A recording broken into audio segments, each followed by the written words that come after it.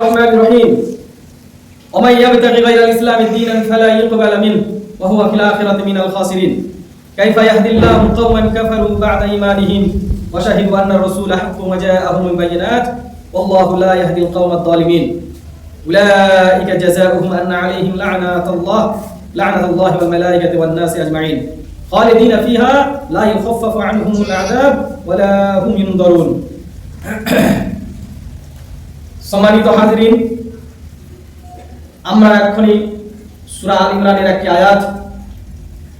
কয়েকটি আয়াত শুনলাম, যে আয়াতে আল্লাহ রাব্বুল আলামিন বলছেন যে আমার পছন্দ করা দিন, আমার মনোনীত করা দিন ছাড়া কেউ যদি অন্য দিন নিয়ে আসে সেটা গ্রহণযোগ্য হবে না, এবং কিয়ামতের দিন, আখিরাতের দিন সে ক্ষতিগ্রস্ত হবে এবং ক্ষতিগ্রস্তদের অন্তর্ভুক্ত হবে। আল্লাহ রাব্বুল আলামিন এই আয়াতে বলছেন কি যে তোমরা যদি এই দিন ব্যতীত অর্থাৎ মুহাম্মদ সাল্লাল্লাহু আলাইহি সাল্লামের উপরে যে দিন নাযিল হয়েছে এই দিন ব্যতীত যদি অন্য দিন নিয়ে আসো তাহলে কিন্তু কবুল হবে না, গ্রহণযোগ্য হবে না। সম্মানিত হাজিরিন, ইসলাম একটি পূর্ণাঙ্গ জীবন ব্যবস্থা, আর এর পূর্ণাঙ্গতা, এর কমপ্লিট এটা হয়েছে কখন? জনাবে মুহাম্মদুর রাসূলুল্লাহ সাল্লাল্লাহু আলাইহি ওয়াসাল্লামের জীবদ্দশায়। রাসূলের জীবদ্দশাতেই এই দ্বীনে ইসলাম পূর্ণাঙ্গতা পেয়েছে, দ্বীনে ইসলাম পূর্ণ হয়েছে। তার নেয়ামত, তার অনুগ্রহ আল্লাহ রাব্বুল আলামিন তার জীবদ্দশাতেই পূর্ণ করে দিয়েছেন। নবী সাল্লাল্লাহু আলাইহি সাল্লাম যখন এই পৃথিবী ছেড়ে চলে যান তখন তার আগে ইসলামে যা যা নাজিল হয়েছে, আল্লাহ যা কিছু নাজিল করেছেন সব কিছুকে মুহাম্মদ সাল্লাল্লাহু আলাইহি সাল্লাম মানুষের কাছে পৌঁছে দিয়েছিলেন। কোন জিনিস উনি লুকিয়ে রাখেননি, সব জিনিসকে উনি পৌঁছে দিয়েছেন। আল্লাহ রাব্বুল আলামিন বলেন, ইয়া আইয়ুহার রাসূল বাল্লিগ মা উনজিলা ইলাইকা মির রাব্বিক। আল্লাহ রাব্বুল আলামিন বলেন, হে রাসূল, তোমার প্রভুর তরফ থেকে যা কিছু অবতীর্ণ হয় সেটা তুমি মানুষের কাছে পৌঁছে দাও, সেটা মানুষের কাছে পৌঁছে দাও। আল্লাহর রাসূল সমস্ত কিছু যা নাযিল হয়েছে, পূর্ণাঙ্গ জীবন বিধান যেটা আপনাদের বললাম, এই পূর্ণাঙ্গ জীবন বিধান আল্লাহ রাব্বুল আলামিনের তরফ থেকে যা নাযিল হয়েছে সব কিছু এই রাসূল জনাবে মুহাম্মদুর রাসূলুল্লাহ সাল্লাল্লাহু আলাইহি সাল্লাম মানুষের কাছে পৌঁছে দিয়েছেন। আল্লাহ রাব্বুল আলামিন বলেন, আল ইয়াউমা আকমালতু লাকুম দীনাকুম ওয়া আতমামতু আলাইকুম নি'মাতি ওয়া রাদিতু লাকুম ইসলাম দীনা।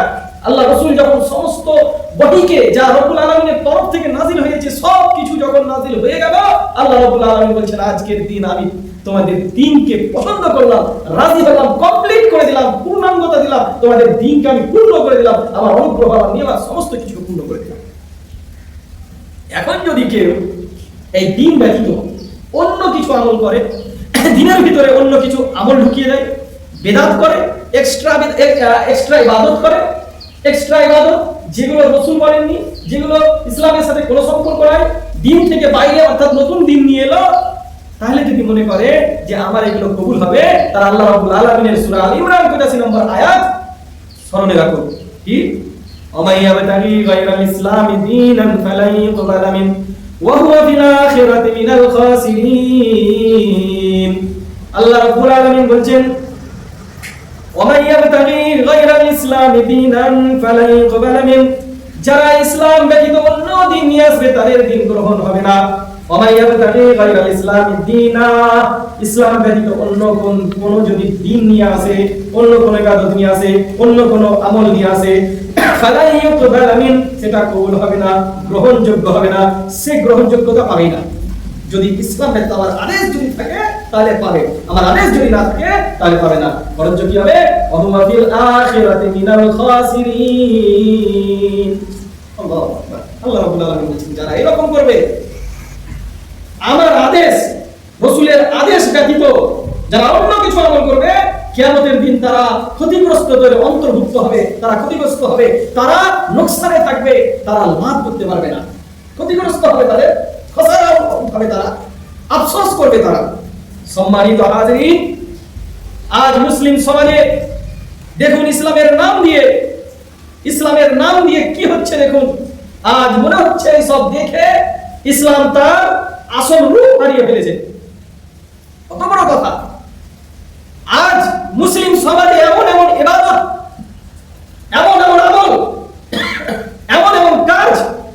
এইগুলো দেখে মনে হচ্ছে কি যে ইসলাম তার আসল রূপ হারিয়ে ফেলেছে।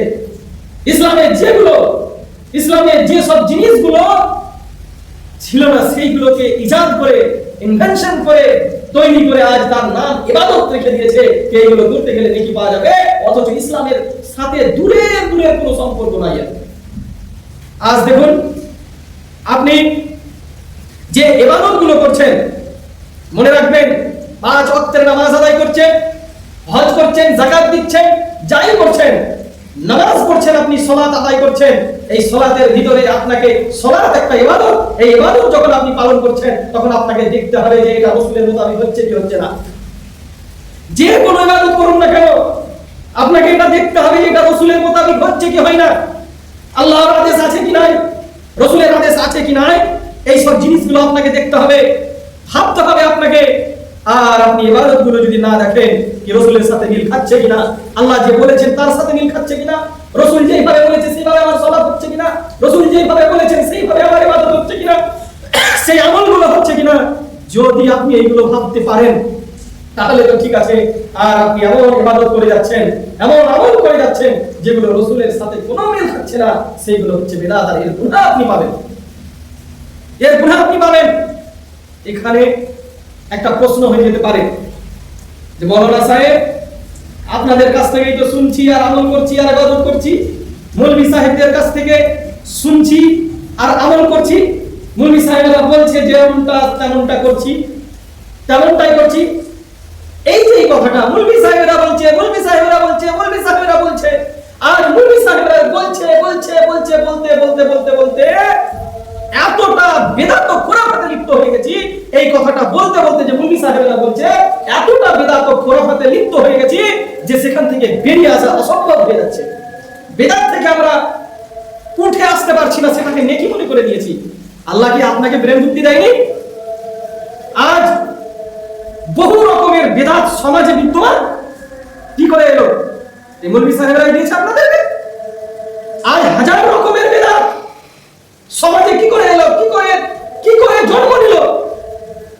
আপনি আমল করছেন, আপনাকে ভালো লাগছে, আপনার মোতাবেক হয়েছে বলে আপনি করছেন। খবরদার, এইগুলো আমল থেকে দূরে রাখুন। আজ সমাজে যে বেদাত পাওয়া যাচ্ছে, আজ সোসাইটিতে যে বেদাত পাওয়া যাচ্ছে, ইসলাম নয় সেগুলো, ইসলামের সাথে আদৌ কোনো সম্পর্ক নাই, সেগুলোকে মিথ্যা দিয়ে সম্পর্ক তৈরি করে আজ মানুষকে করাচ্ছে। এই রকম বেদাতের মধ্যে একটা জঘন্যতম বেদাত ঈদ মিলাদুন নবী, যা আজ পালন করা হচ্ছে। কথা ছিল যতক্ষণ ঈদ মিলাদুন নবী তোমরা পালন করবে, বক্তব্য চলবে। আজ তারা ঈদ মিলাদুন নবী পালন করছে, ঈদ মিলাদুন নবী উদযাপন করছে। সম্মানিত হাজিরিন, ঈদ মিলাদুন নবী কি? ঈদ মিলাদুন হচ্ছে ঈদ মানে খুশি, মিলাদ মানে জন্ম, আর নবী নবী অর্থাৎ নবীর জন্মদিনের খুশি। সর্বপ্রথম রাস্তা বললাম ঈদ মিলাদুন নবী হাদিস এবং কোরআনে কোথাও পাবেন না। ঈদ মিলাদুন নবী, ঈদ মিলাদুন নবীর কথা কোথাও পাবেন না। আর এটা মানানো হয় কখন? 12 রবিউল আউয়াল তারিখে মানানো হয়। যখনই রবিউল আউয়াল মাসের প্রথম তারিখ চলে আসে, এই নবীর জন্মদিন পালন করার জন্য, উদযাপন করার জন্য তারা প্রস্তুতি শুরু করে দেয়, প্রস্তুত হয়ে যায় এবং শুরু করে দেয় প্রস্তুত যে ঈদ মিলাদুন নবী আমাদেরকে পালন করতে হবে, ঈদ মিলাদুন নবী আমাদের পালন করতে হবে। অথচ ইসলামের সাথে এর কোনো সম্পর্ক নেই। আমরা সেটা আপনাদেরকে খুব সুন্দর করে বুঝিয়ে দেব যে ঈদ মিলাদুন নবী একটি বিদআত কাজ, এর সাথে ইসলামের কোনো সম্পর্ক নাই। ঈদ মিলাদুন নবী কি, এগুলো সব আজকের বক্তব্যতে আপনারা শুনবেন এবং ক্লিয়ার হয়ে যাবে। ঈদ মিলাদুন নবী যারা উদযাপন করছেন, কান খুলে শুনলেন, ঈদ মিলাদুন নবী আল্লাহ রাসূলের সাথে মহব্বত করে আপনি করছেন কি? আল্লাহ রাসূলের সাথে মহব্বত করছি, আল্লাহ রাসূলের সাথে প্রেম করছি, আল্লাহ রাসূলকে ভালোবাসি, যার জন্য তার জন্মদিন পালন করছি। আর সেই রাসূল বলছেন জন্মদিন পালন করা হচ্ছে আরাম, সেই রাসূল বলছেন জন্মদিন পালন করা হচ্ছে বিদআত। কুল্লু বিদআতিন যালালা ওয়া কুল্লু যালালাতিন ফিন্নার। আর প্রত্যেক বিদআত হচ্ছে আপনার গুনাহি, আর প্রত্যেক গুনাহি হচ্ছে জাহান্নাম। আল্লাহ রাসূলের কাছে আপনি হাদিস পেয়ে গেলেন, হাদিস পেয়ে গেলেন। যারা ঈদ মিলাদুন নবী বানাচ্ছেন, আপনি জাহান্নামে যাচ্ছেন। যান, আমাদের কাজ সেই দিনও ছিল সত্য কথা আপনাদের সামনে তুলে ধরবো, আজও তুলে ধরছি যে ঈদ মিলাদুন নবী এর সাথে ইসলামের কোনো সম্পর্ক নাই, রাসূলের ভালোবাসাও নাই, এটা রাসূলের সাথে বিরোধিতা করা হচ্ছে, রাসূলের সাথে বিরোধিতা করা হচ্ছে, রাসূলকে ছোট করা হচ্ছে, রাসূলকে অপমানিত লজ্জিত করছেন আপনি, রাসূলকে আপনি অপমানিত করছেন, রাসূলকে ঝাঁটা মারছেন আপনি, রাসূলের মহব্বত দেখাচ্ছেন। এখন আপনি দেখুন জায়গা জুলুস বের করেছেন আপনারা, বলুন মুখে হাত দিয়ে, জুলুস বের করার সময় আদান হচ্ছে, আপনি নামাজ পড়েছেন, রাসূলের সাথে মহব্বত দেখাচ্ছেন ফরজ কাজ বাদ দিয়ে। খবরদার মানুষকে আর বিভ্রান্তিতে রাখিয়েন না। ঈদ মিলাদুন নবী আল্লাহর রাসূল কোনদিন মানাননি, ঈদ মিলাদুন নবী এর প্রমাণ নাই। কোথা থেকে এলো? সম্মানিত হাজরিন, ঈদ মিলাদুন নবী কোথা থেকে এলো, কখন হয়েছে, কে আবিষ্কার করেছে, কোনখানে সর্বপ্রথম উদযাপিত হয়েছে, আপনাদের সামনে বলি আসুন। সম্মানিত হাজরিন, ঈদ মিলাদুন নবী জঘন্যতম একটি বেদাত। কেন বেদাত? দেখুন, আপনি যদি আপনার ভিতরে যদি মনসত্ব থাকে, তাহলে আপনি নিজে চিন্তা করে দেখুন। আপনি যদি মানুষ হয়ে থাকেন, তাহলে নিজে চিন্তা করে দেখুন যে ঈদ মিলাদুন নবী পালন করা সুন্নাত না বেদাত। ঈদ মিলাদুন নবী পালন করায় আপনি নেকি পাবেন না আপনার গুনাহ হবে? শুধু আপনি একটুকু ভেবে দেখুন, আমার এই বক্তব্য শুনে দেখুন। ঈদ মিলাদুন নবী রাসূলের অনুসরণকারী আপনি না ইহুদি খ্রিস্টানদের অনুসারী আপনি? এখানেই তফাৎ হয়ে যাবে। আপনি যে ঈদ উদযাপন করছেন, এই মিলাদুন নবী কার সাথে সম্পৃক্ত, কে করেছে আপনি দেখুন। তার জন্য আপনাদেরকে হেডিং বলে দিই, কি ঈদ মিলাদুন নবী কখন, কোথায় চালু হয়েছে, কে চালু করেছে, তার নাম কি, কত হিজরি, সব এখনই বলা হবে। ভালোভাবে শুনুন। ঈদ মিলাদুন নবী এই জন্যই বেদাত। কোরআনে দেখুন, কোরআন পড়বেন, কোরআনে দেখবেন হযরত আদম আলাইহিস সালামের জন্মের কথা লেখানো আছে। আল্লাহ হযরত আদম আলাইহিস সালামের কথা বলেছেন। ভালোভাবে বুঝুন, আপামর জনসাধারণ, কোনো ঝগড়া নাই, কোনো ঘাটি নাই, কোনো বিরোধিতা নাই। শুধু আমি আপনাদেরকে বুঝাতে চাই, আপনাদেরকে সঠিক দিন দিতে চাই, যে দিন আল্লাহ রাসূল দিয়ে গেছেন, সেই দিন আপনাদের সামনে রাখতে চাই। এই কোরআনে হযরত আদম আলাইহিস সালামের জন্মের কথা লেখা আছে, কোরআনে মারিয়াম আলাইহিস সালামের কথা লেখা আছে, ঈসা আলাইহিস সালামের কথা লেখা আছে, ইয়াহইয়া আলাইহিস সালামের কথা লেখা আছে, ইব্রাহিম আলাইহিস সালামের কথা লেখা আছে, হযরত মুসা আলাইহিস সালামের জন্মের কথা এই কোরআনে লেখা আছে। বলুন, আল্লাহর রাসূল কখনো এদেরকে কেন্দ্র করে ইব্রাহিম আলাইহিস সালামের কথা লেখা আছে, ঈসা আলাইহিস সালামের কথা লেখা আছে, ইয়াহইয়া আলাইহিস সালামের কথা, এই জন্মের কথা লেখা আছে। ওয়া ইয়াউমা উলিদতু ওয়া ইয়াউমা উবাসু হাইয়া ওয়াসসালামু আলাইয়া ইয়াউমা উলিদতু ওয়া ইয়াউমা উবাসু হাইয়া বলা হয়েছে। তো এই সব আয়াতগুলো জন্মের দিনকে শান্তিময় বলা হয়েছে। তো আল্লাহর রাসূল কি আপনাদের মতো কোনোদিন জুলুস বের করেছে? কেউ একটা দলিল দিতে পারবে? একটা দলিল দেন। আল্লাহর রাসূল কোনোদিন সাবিল লাগিয়েছে? কোন সাহাবীকে বলেছেন যে আজ ইব্রাহিম আলাইহিস সালামের জন্মদিন, আজ ঈসা আলাইহিস সালামের জন্মদিন, আজ ইয়াহইয়া আলাইহিস সালামের জন্মদিন, আজ মারিয়াম আলাইহিস সালামের জন্মদিন, আজ জাতির পিতা হযরত ইব্রাহিম আলাইহিস সালামের জন্মদিন? আল্লাহর রাসূল বলেছেন তোমরা পালন করো? আল্লাহর রাসূল জুলুস বের করেছে এদের জন্মদিনে? কোরআনে যে এদের জন্মের কথা লেখা আছে, তাহলে এরা বের করেছে? আল্লাহর রাসূল কি কোনদিন বের করেছে? আপনি ঝগড়া করবেন না শুধু তাদের কাছে, সেই ব্রেইনদেরকে চ্যালেঞ্জ করি যারা ঈদ মিলাদুন নবীকে জায়েজ করে রেখেছে, তাদের চ্যালেঞ্জ থাকলো যে আল্লাহর রাসূল থেকে একটা ঈদ মিলাদুন নবীর দলিল বের করে দেব, একটা। আমি আবু সালিম সালাফি আমার জাতিকে আমি বলে দেবো যে তোমরাও জুলুস বের করো। এতগুলো নবীর কথা বলা হয়েছে, তাদের জন্মদিন আল্লাহ রাসূল পালন করেছেন কিনা? কোরআনে জন্মের কথা বলা হয়েছে, হযরত ঈসা আলাইহিস সালাম, হযরত ইয়াহইয়া আলাইহিস সালামের প্রকাশ্যে বলা হয়েছে, হযরত আদম আলাইহিস সালামকে কিভাবে জন্ম করেছেন সেই কথা বলা হয়েছে, জন্ম দিয়েছেন আল্লাহ সেই কথা বলা হয়েছে। আল্লাহ রাসূল একটা দিন পাক করেছেন কিনা? আসুন, আল্লাহ রাসূল তাদের জন্মের দিন পালন করেননি। দ্বিতীয় কথা, খোলাফায়ে রাশিদিনের যুগ। আল্লাহর রাসূল বেঁচে ছিলেন 63 বছর। আল্লাহর রাসূল 63 বছর বেঁচে ছিলেন। এই 63 বছর বয়সে আল্লাহর রাসূল কি কোনোদিন নিজের জন্মদিন পালন করেছে? বাদ দেন। আল্লাহর রাসূল 1 থেকে 40 হিজরি পর্যন্ত, 39 হিজরি পর্যন্ত ইনি সাধারণ মানুষ।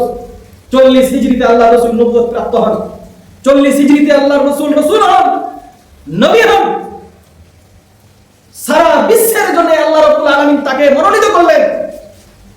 তো আল্লাহর রাসূল নবী হওয়ার পর থেকে, শরীয়ত আসার পর থেকে আল্লাহর রাসূল 23 বছর জীবিত ছিলেন।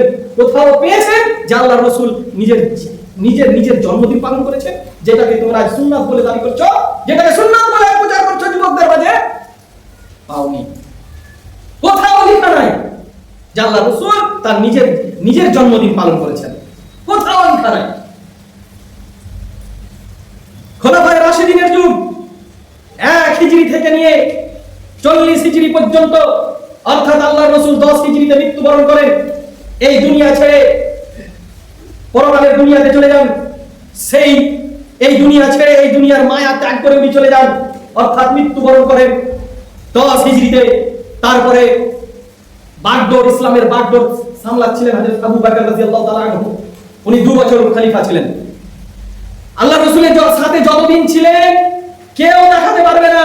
তোমাদের আলেমকে চ্যালেঞ্জ থাকলো যে হযরত আবু বকর একদিন রাসূলের জন্মদিন পালন করেছে, দেখা। আল্লাহর রাসূল হযরত আবু বকর রাদিয়াল্লাহু তাআলা আনহু 2 বছর নিজের হাতে শাসন ছিল। আল্লাহর রাসূল হযরত আবু বকর আল্লাহর রাসূলের এই 2 বছরে আগে তো পালন করেননি, রাজত্ব আসার পরেও আল্লাহর রাসূলের জন্মদিন পালন করেননি। হযরত উমর ফারুক রাদিয়াল্লাহু তাআলা আনহু আবু বকরের পরে রাজত্ব পেলেন, খলিফা হলেন, আর হওয়ার পরে 10 বছর উনি ছিলেন। 10টি বছর একটা দলিল নিয়েছো, একটা প্রমাণ নিয়েছো যে হযরত উমর ফারুক রাদিয়াল্লাহু তাআলা আনহু একদিন আল্লাহর রাসূলের জন্মদিন পালন করেছেন। হযরত উসমান রাদিয়াল্লাহু তাআলা আনহু 11 বছর রাজত্ব করেছেন। 11 বছর রাজত্ব করেছেন। এই 11 বছরে একটা দলিল নিয়েছো, দলিল শুনো, শিয়া শুনো, আরো যারা ঈদ মিলাদুন নবী মানো তারা শুনে নাও। একটা দলিল নিয়েছো। হযরত আলী রাদিয়াল্লাহু তাআলা আনহু তারপরে 5 বছর রাজত্ব করেছেন। 5 বছরে একটা দলিল নিয়েছো, অর্থাৎ 1 থেকে 40 হিজরি পর্যন্ত একটা দলিল নিয়েছো।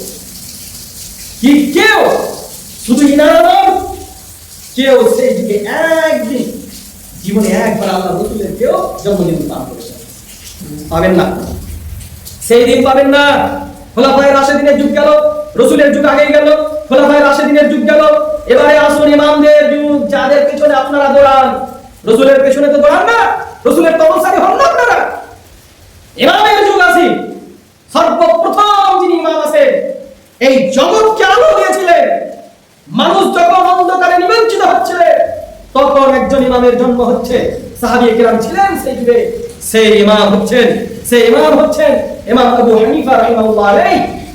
ইমাম আবু হানিফা 80 হিজরিতে জন্মগ্রহণ করেন। ইমামদের যে সিলসিলা চালু হলো এই 80 হিজরি থেকে। 80 হিজরিতে ইমাম আবু হানিফার জন্মগ্রহণ এবং শেষ ইমাম। তারপরে আসছেন কে? তারপরে ইমাম মালিক।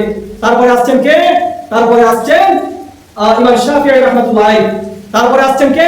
ইমাম আহমদ বিন হাম্বল। এই ইমামদের 80 হিজরিতে ইমাম আবু হানিফার জন্ম, আর শেষ ইমামের মৃত্যু হচ্ছে 241 হিজরিতে। একটা দলিল কেউ দেখাতে পারবেন? ইমাম আবু হানিফার ভক্ত যারা তাদেরকে চ্যালেঞ্জ করে বলি, ইমাম আবু হানিফা কোন একদিন বলেছেন যে রাসূলের জন্মদিন পালন করতে হবে? ইমাম শাফিঈর যারা ভক্ত, একটা দলিল দেখান যে ইমাম শাফিঈ বলেছেন যে জন্মদিন পালন করতে হবে। ইমাম মালিকের যারা ভক্ত, একটা দলিল দেখান যে বলেছেন যে জন্মদিন পালন করতে হবে। ইমাম আহমদ বিন হাম্বল এরকম কোনো কথাই বলেননি যে রাসূলের জন্মদিন দিবস পালন করতে হবে। একটা দলিল দেখান, পাবেন না, ইমামদের যুগেও পাবেন না। তাহলে এলো কোথা থেকে? 10 হিজরিতেই দিন মুকাম্মাল হলো, আল্লাহ রাসূল করেননি। 40 হিজরি চলে গেল, ঈদ মিলাদুন নবীর কোনো দেখাই নাই। 40 থেকে নিয়ে 200 ইমামদের যে সিলসিলা চালু হলো, 241 হিজরি পর্যন্ত কোন একটি বইয়ে লেখা নাই যে রাসূলের জন্মদিবস পালন করতে হবে। তাহলে এলো কোথা থেকে ভাই? এলো কোথা থেকে? এই রীতি রেওয়াজ নীতি এই সব কোথা থেকে চালু হলো? তাইলে আল্লাহু আকবার। আসুন ভালো করে মনে রাখুন, 600 হিজরির পর, 600 হিজরি, এখন তো চলছে 1400, 600 হিজরির পর এই ঈদ মিলাদুন নবী চালু হলো। ভালো করে মনে রাখুন, কে চালু করেছে, কখন চালু করছে? তা বলছি 600 হিজরির পরে। ইসলাম 10 হিজরিতে মুকাম্মাল হয়েছে। আর এই মিলাদ কখন হচ্ছে? মিলাদ হচ্ছে 600 হিজরির পরে। কি করে? সুলতান সালাউদ্দিন আইয়ুবী, আপনারা সবাই নাম শুনেছেন। সুলতান সালাউদ্দিন আইয়ুবী বাইতুল মুকাদ্দাসকে জয় করেছিলেন, জয় করেছিলেন। এই সুলতান সালাউদ্দিন আইয়ুবী এর যুগে একজনকে এরবিল শহরের গভর্নর মনোনীত করে তাকে পাঠানো হয়। এরবিল শহর আছে কোথায়? উত্তর ইরাকের একটি শহর, উত্তর ইরাক। এই উত্তর ইরাকের একটি বিখ্যাত শহর যার নাম এরবিল। এই এরবিল শহরের 586 হিজরিতে মালিকুল মুআদ্দাম মুজাফফরউদ্দিন কোকবুরি, এই মুজাফফরউদ্দিন কোকবুরি 586 হিজরিতে এরবিল শহরে তাকে গভর্নর মনোনীত করে সেখানে পাঠানো হয় এবং সেখানে গিয়ে সে থাকতে লাগে, সেখানে এই করতে লাগে। আর 600 এই ব্যক্তি মুজাফফরউদ্দিন কোকবুরি এই ব্যক্তি সর্বপ্রথম করলো কি 604 হিজরিতে ঈদ মিলাদুন নবীর একটি রীতি চালু করে দিল। তাহলে কার অনুসরণ করছেন? এই কোকবুরির শিয়াদের জন্মদিবস পালন করা, এই হচ্ছে ইহুদি খ্রিস্টানদের তরিকা। জন্মদিবস পালন করার শিয়ার দাস্তুর রীতিনীতি হচ্ছে ইহুদি খ্রিস্টানদের।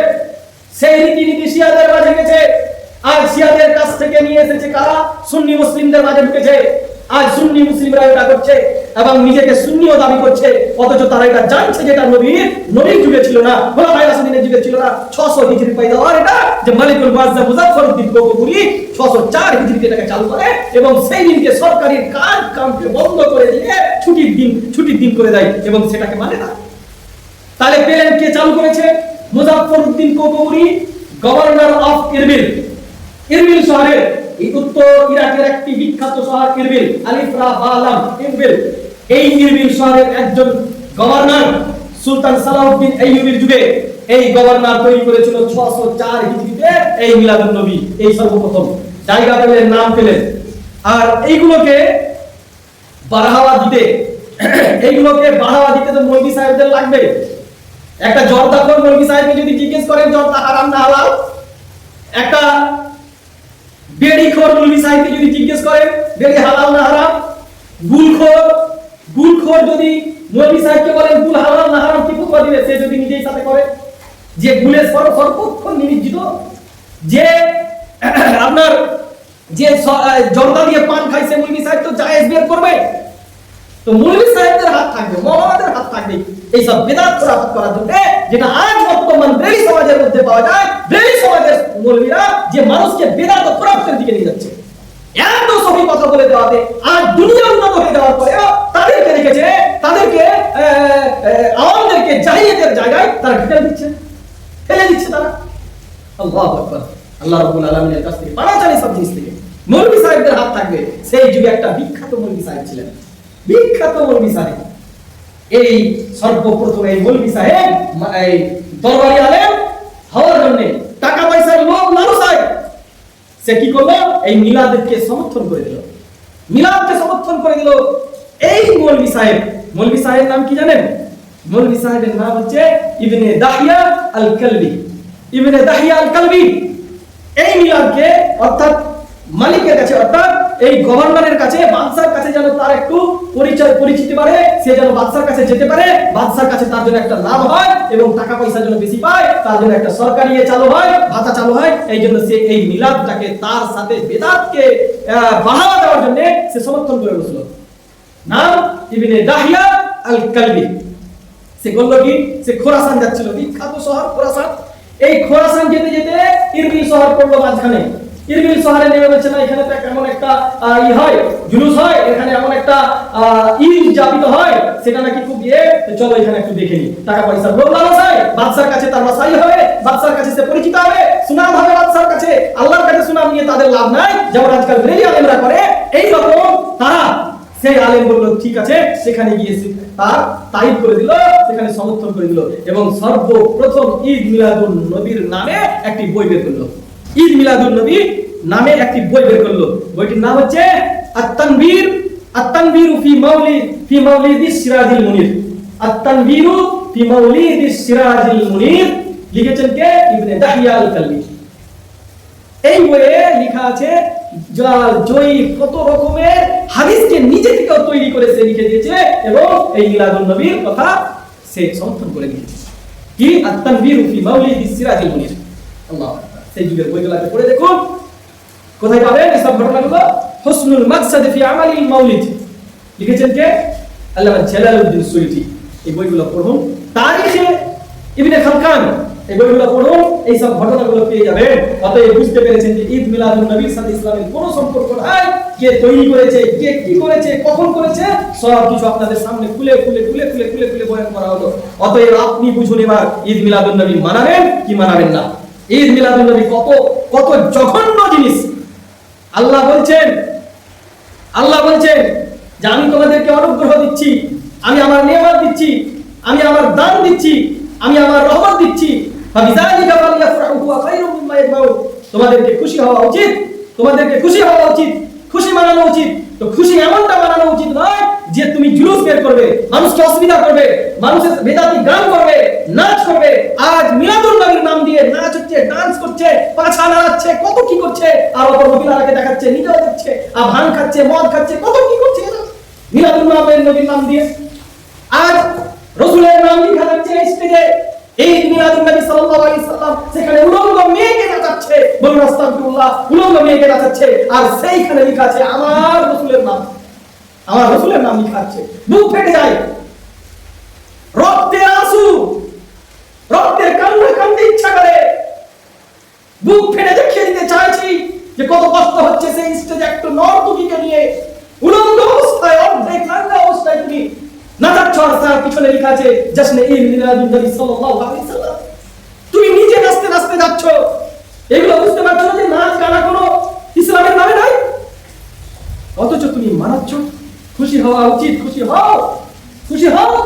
এইরকম মহা মানবের আশা এই পৃথিবীতে আগমন সত্যি খুশির ব্যাপার, কিন্তু খুশিতে সেই খুশিতে গুনাহ করে দিলে হবে না, সেই খুশিকে বেদাতে পরিণত করে দিলে হবে না, সেই খুশিকে বেদাতে পরিণত করে দিলে হবে না, সেই খুশিকে আপনি গুনাহে পরিণত হয়ে যাবে এমনটা করলে হবে না। আপনি খুশি মানান, খুশি মানাতে বলেছে, খুশি মানার পদ্ধতি আল্লাহ বলে দিয়েছে, রাসূল বলে দিয়েছেন যে যদি আমার জন্মদিন পালন করতে হয়, আমার জন্মদিন তুমি পালন করবে, তো শুনে রাখো আল্লাহর রাসূল যেভাবে পালন করেছেন সেভাবে পালন করুন। আল্লাহর রাসূল বলছেন আমি সোমবারের দিন রোজা রাখি, এই জন্য যে এই দিন আমি জন্ম হয়েছি। এই পাগলের দলেরা, তুমি নিজেকে মনে করো এই কথা বলেছো কোনদিন যে রাসূল সোমবার জন্ম নিয়েছেন, সোমবারের দিন রোজা রেখেছে? তুমি 12 রবিউল আউয়ালে জুলুস বের করছো, নাচছো, গান গাইছো, মদ খাচ্ছো, মেয়েদেরকে বের করছো। খবরদার এরকম করো না। মানুষকে সত্য কথা বলো, তোমার সম্মান বেড়ে যাবে। ইবনে দাহিয়ার মত হয় না। ইবনে দাহিয়া আল-কালবি যে সমর্থন করেছিল, খবরদার সমর্থন করো না। আল্লাহ তোমার এমন ভাবে মৃত্যু দিবে, দুনিয়াকে দেখিয়ে দেবে, দুনিয়ার জন্য তুমি ইবরাত পেয়ে যাবে, দুনিয়ার জন্য ইবরাত পেয়ে যাবে। অথচ সঠিক কাজ করুন। আল্লাহ খুশি মানাতে বলেছেন, আল্লাহ রাসূল যেভাবে বলেছেন সেভাবে করুন।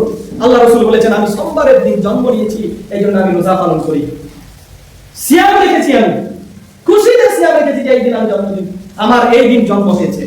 এইভাবে জন্মটা আল্লাহ রাসূলের জন্মদিন পালন করা হয় না, এইভাবে বলা হয় না। তোমার পেট চলবে না, যেমন ইবনে দাহিয়া চলছিল না, তোমারও চলবে না। আর জেনে রাখো আল্লাহ তোমাদেরকে যতদিন তোমরা এরকম করবে ততদিন তোমাদেরকে আল্লাহ রাব্বুল আলামিন এইরকম করতেই থাকবে। আপামর জনসাধারণ মনে রাখবেন ঈদ মিলাদুন নবী যে আপনাদের সামনে একটা তারিখ হিস্ট্রি রাখা হলো, এই হিস্ট্রিকে ফলো করুন। ঈদ মিলাদুন নবী মানাইন না, আল্লাহ রাব্বুল আলামিনের কোন দিক থেকে আযাব চলে আসবে, আল্লাহ রাব্বুল আলামিনের কোন দিক থেকে আযাব চলে আসবে সেটা জানা নাই। এই রকম বিদআত করতে করতে করতে করতে করতে আজ এত বিদআতে জড়িত হয়েছি যে ভালো জিনিসকে ছেড়ে দিয়েছি। অতএব মনে রাখবেন যেন আমাদের দ্বারা এই গুনার কাজ না হয়। আল্লাহ রাব্বুল আলামিনের কাছে দোয়া চাইবো, হে আল্লাহ তুমি আমাদেরকে বিদআতের মতো জঘন্য গুনাহ থেকে বাঁচিয়ে রেখো। বলুন আমিন। ওয়া সাল্লাল্লাহু আলা নাবিয়িনা মুহাম্মাদিন ওয়া আলা আলিহি ওয়া সাহবিহি আজমাইন ওয়া মান তাবি'আহুম বি ইহসান ইলা ইয়াউমিদ্দিন ওয়া আখিরু দা'ওয়ানা আলহামদুলিল্লাহি রাব্বিল আলামিন। ওয়াসসালামু আলাইকুম ওয়া রাহমাতুল্লাহি ওয়া বারাকাতুহু।